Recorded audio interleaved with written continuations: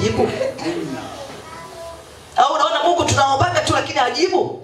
Una imani ya kwamba siku moja Mungu atakujibu? Kama una imani huwezi kukata tamaa. Yaani wewe unaomba tu na unaamini Mungu kuna siku atafanya. Kwa nini? Kwa sababu Mungu hawahi wala hachelewi. Kwa Mungu kama hajafanya asubuhi atafanya mchana, hajafanya atafanya jioni. Unaomba lakini je, una imani ya kwamba Mungu wako atafanya? Je, unaamini kwamba Mungu atatenda? Bwana Yesu asifiwe. Amina. Bwana Yesu asifiwe. Amina. Mwingine anaamini kuombea wagonjwa. Ana imani ya kuombea magonjwa. Kwa maana anaomba lakini magonjwa anaoamini kwamba anaweza kupona. Anaomba kwa mgonjwa wa kawaida. Ana homa na nini, lakini kile mgonjwa wa HIV yuko hapa, yuko hoi kabisa kabisa. Imani yake inatindika. Kansa hii hapa ziwa limemeng'enywa kabisa hivi. Imani yake inapotea. Kwa anaamini kabisa kwamba donda kama hili siwezi kuliombea. Ila ana imani kabisa ukimtuma mahali aende kaombe. Anaomba kwa ajili ya vile vipepo vidogo vidogo vya yaani hapa anakuambia yaani leo nimeomba nimemuona Mungu. Yaani Mungu ameshuka leo. Yaani Mungu ametembea nje kwa sababu pepo lifanya. Imani yake inaishia hapa. Lakini unapomletea issue nzito, subiri mchungaji, subiri aje askofu mkuu. Subiri imani yako inasema nini? Alinifurahisha mama yangu siku moja. Ana imani anaombaga, anafunga ile mwanamke. Lakini kumbe imani yake iko imebebwa na mtu mwingine. Ndio wangu alinifuata mimi mwanamume sana. Kwa siku hiyo akamletea mgonjwa yuko hoi. Wamembeba ana mapepo ya kujitosheleza. Afu muombaji hayupo. Afu yupo yule bibi. Akaingia ndani akatoka. Akaingia ndani akatoka. Akapiga simu haipatikani. Akahangaika hana wa kumuita. Akaingia akajifunga kanga tumboni. Sasa muingizaji hapa ndani, mtumishi wa Mungu ametoka, akajisahau kwa ile mtumishi wa Mungu. Baadaye ndani asikia kuomba, sema vikiibuka vya kuibuka hapa, mimi nitaviweza. Akajitia nguvu ndani, akaanza kuomba. Omba mapepo yakaanza kulipuka. Yakaanza kuita. Yanapolipuka ndio anapata nguvu na anajifunga kanga vizuri. Amen. Akaomba anajifunga kanga vizuri hadi kutoka. Akaomba. Yule mtu akakaa sawa sawa. Alikuwa na ushuhuda bibi mpaka leo. Amen. Niliombea mtu akafunguka. Amen. Lakini mimi nilikuwa sijiamini.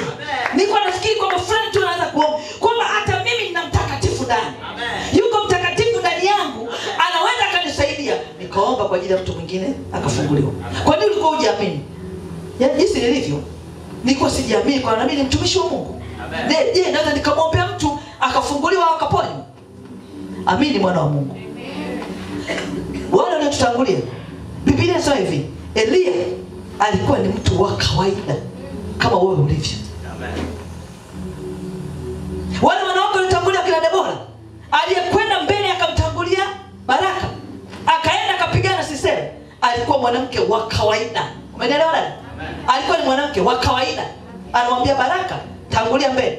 Nikitangulia mimi mwanamke, nikienda nikapigana, nikashinda, heshima itakuja kwangu Baraka. Anamwambia Debora, ni afadhali Baraka ije kwako, lakini mimi siwezi kutangulia mbele. Tangulia Debora. Debora akatangulia mbele. Yuko mwanamke anayejielewa? Yuko mwanamke anayejitambua? Jitambue mwanamke. Debora alikuwa na imani na Mungu wake. Mimi ni mwanamke nimeitwa na Mungu hivi nilivyo. Na uzuri wake mbinguni unajua hakuna kama mwanamke wala mwanaume. Amen. Wote ni mabibi harusi. Debora alitambua hilo akajiamini. Kama Baraka twende. Akatangulia mbele. Akaenda vile vita vikapiganwa. Akapiga Sisera.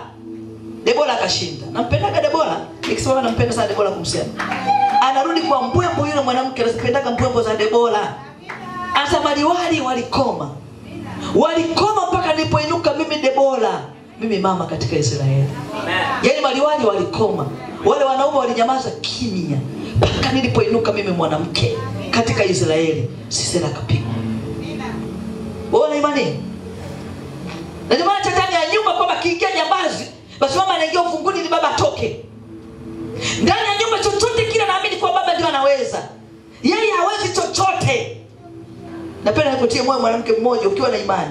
Biblia inasema hivi, si vyema mtu huyu awe peke yake. Nitamfanyia msaidizi wa kufanana naye. Alafu baadaye Mungu akatafakari sana. Akarudi, akasema jambo jipya, maana halikuwepo. Jipya. Jambo hili ni jipya. Limefanyika wapi? Duniani. Mwanamke atamlinda mumewe. Umeelewa? Je, una imani wewe kwamba wewe ni mlinzi? Mlinzi ndio kila kitu. Mlinzi ndio kila kitu. Kwa nini jione wewe dhaifu? Kwa nini jione wewe mlegevu? Ukiwa na imani kubwa iliyo thabiti, unaweza kushinda mahali pakubwa sana. Nataka kuambia wanawake, wewe ni waziri wa mambo ya ndani. Ndio maana mambo yote ya ndani wewe ndio unayejua, waziri wa mambo ya ndani. Ukijitambua hata kwenye ndoa yako, yani mimi mume wangu ananidharau kwa sababu sina hela. Mume wangu ananidharau kwa sababu sina biashara. Mume wako hakudharau ila wewe unajidharau. Mume wako hatakudharau. Kama kuna kitu utakifanya kinachoashiria kwamba kwa sababu huna hela, wewe ni waziri wa mambo ya ndani, anatoka narudi suruali aliyoivaa wewe umeifua, wewe umenyosha, chakula amekuta mezani amekula. Tenda kazi mkubwa, unastahili posho. Ustahili dharau. Ukijitambua tu, mambo yote yameisha. Ukiwa na imani tu ya kwamba mimi hivi nilivyo, ninaweza, mambo yote yako sawa sawa. Bwana Yesu asifiwe. Ila ukisubiri kwamba mtu akusifie wakati imani yako ni ya ulegevu, mimi ninajiamini. Wana wa Mungu, mimi ninajiamini. Unajua ninajiamini hapa. Nimewambia tangu nasimama kuzimu inajua. Kwa lazima ifanye hivi. Mimi najiamini. Kwa ni mwanamke aliye kamili. Nimeitwa na Mungu, alafu nina nguvu zisizo za kawaida. Nikisimama kwa muonekano naonekana mwanamke, lakini ndani yangu yuko mwanaume mwenye nguvu. Ndani yangu liko jeshi lenye nguvu. Niko pamoja na Mikaeli mwenye upanga unaokata kuwili. Kwa hakuna mahali ambapo adui anaweza kanishinda. Mimi ninampiga siku zote. Mwana wa Mungu, nataka nikupandie kitu kinaitwa imani ndani yako ikae.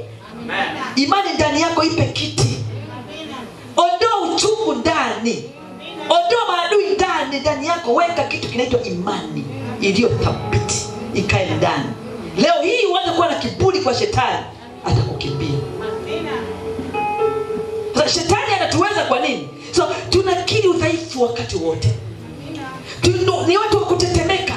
Tunasema hivi, shetani ana nguvu. Alafu ile shetani ana nguvu mpaka nao anatetemeka. Ni kwa shetani ana nguvu, lakini kwako ana nguvu. Shetani alitangulia kwa mbele, wana wa Mungu. Yaani yule ni shetani tu. Yaani shetani amenipitia. Yaani yule jamani kwa kweli ni shetani. Mbona alikuwa mtu mzuri sana? Shetani. Shetani kakutana naye wapi? Au wewe umekutana wapi na shetani? Unapitaje njia ambayo unajua kabla shetani anapita huko? Kwa nini hujui njia vibaya? Katika hali ya kawaida hujui kwa huko njia hii, njia wanakanga mafuta bangi. Si unajua kuna kona za mafuta bangi, tunajua kabisa kule wanakanga mateja. Wewe unapita huko, unapita unaenda wapi? Ukikamata